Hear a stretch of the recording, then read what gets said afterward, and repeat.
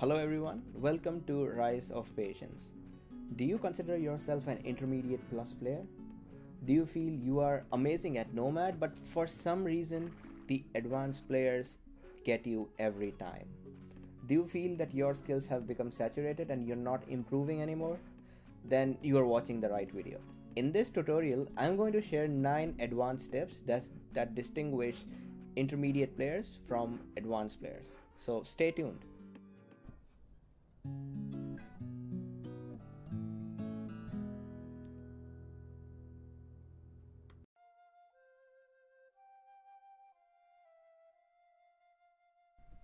The first trick is scouting.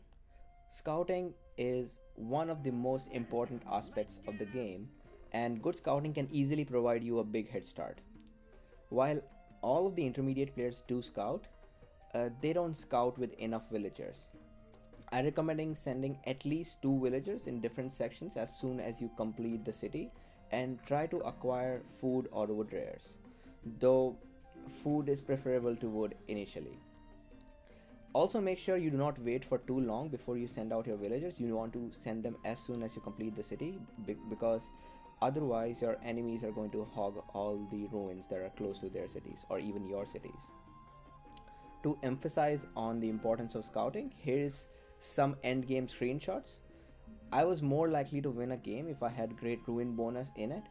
On the same note, it's also a great idea to explore using an actual scout in the late game and keep a scout in your army all the time so that your units don't get bribed by spies. The next tip is rare resource relocation. There are so many rare resources in the map that you cannot afford to send a merchant to all of them. The trick here is to use the resources for their advantage and move on to the others when you no longer need the current resource in the immediate future. Here in this game, I aged as soon as I could and sent my merchant to marbles to make wonders cheaper. The moment I started making the wonders, I realized I no longer needed marbles, so I removed the merchant and I sent it somewhere else for better utilization. Similarly, in another game, I utilized dye for Civic 1 research, and when I had clicked up on Civic 1, I moved to Silk, where I then researched Commerce 2 later in the game. Hello. And then I moved on to something that I would need more than these two, which was horses. It's a great way to get the use out of all the rare resources without spending too much on making merchants, and often this can be the difference between winning or losing a game. Next, advanced researches. If you are sure your opponent is not going to attack you or he's slow for any reason, you can take your time to research some technologies in advance. Based on the rare resources you have, it can be a good idea to add Commerce 2 or Military 2 or Science 2 before aging. If you survive to reap the benefits of the research, you will have a significant advantage in the late game. The next tip is choosing the government type. Choosing the wrong government type can ruin your odds of winning right away in the early game. You get a chance to choose the government in Age 2, Age 4 and Age 6. You can either choose a totalitarian government like despotism, which provides battle benefits, or you can get the consensus government like republic, which provides economic benefits. While most Nomad players choose republic government in the beginning, it should be noted that a well-planned despotism attack can be unstoppable in the game. Although a failed attack can also leave you scarred for the rest of the game. So choose your government carefully based on the following things. First, your civilization. Do you have an aggressive civilization? Then maybe despotism would work for you. Second, resources available in your territory.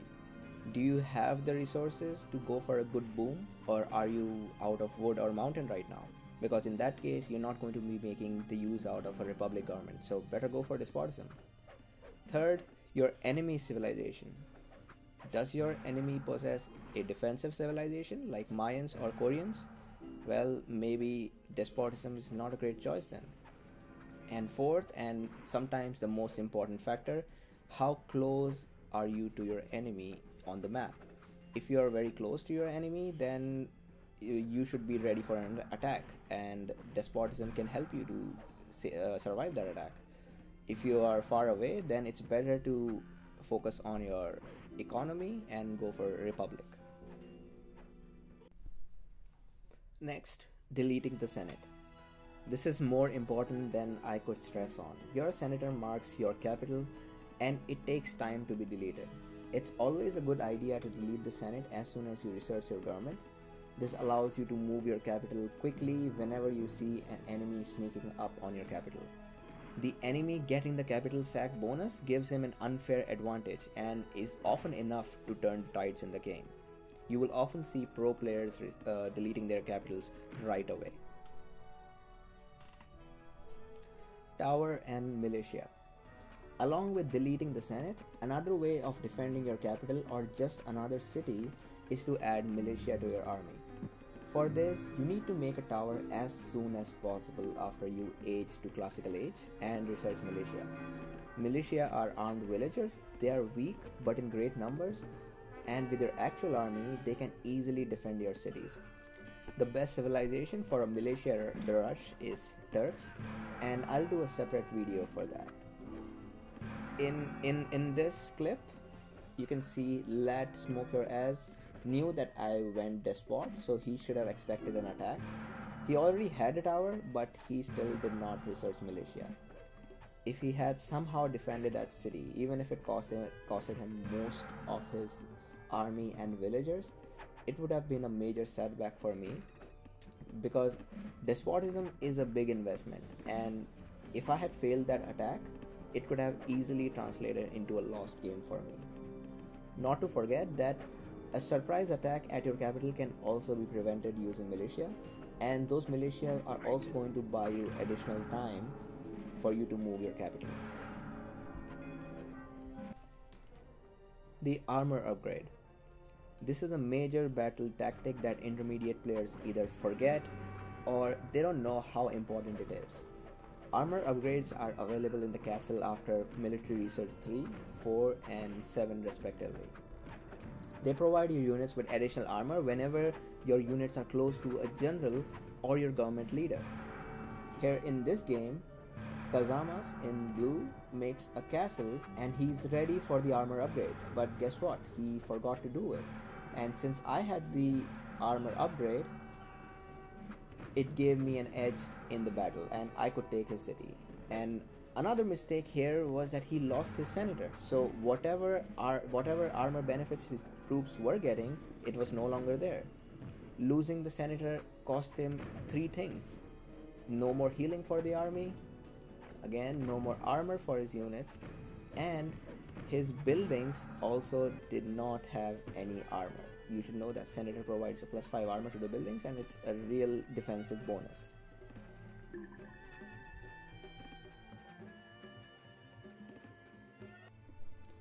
Population limit.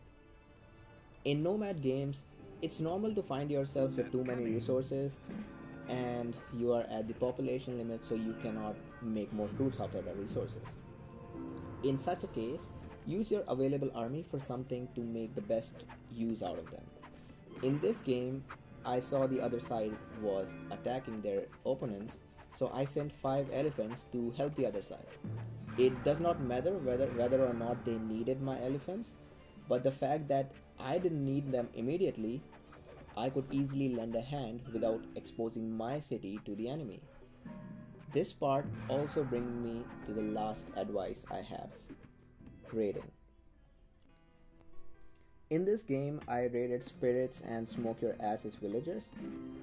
Another tactic was to go military too, so I could directly start heavy cavalry and cavalry archer raiding the moment I reached classical age. This puts your opponent in a tough spot and makes him waste resources on making towers, creating defensive armies, the villagers he lost, and all the merchants he just lost as well. Besides, raiding rear resources helps your whole team since it affects all the enemies and not just your guy. So it is highly recommended to raid their rear resources and if possible their villagers as well.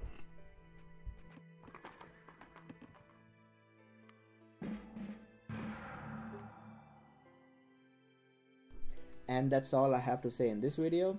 Hope you liked it. Let me know in the comments if I missed any important tips and what you would like to see next.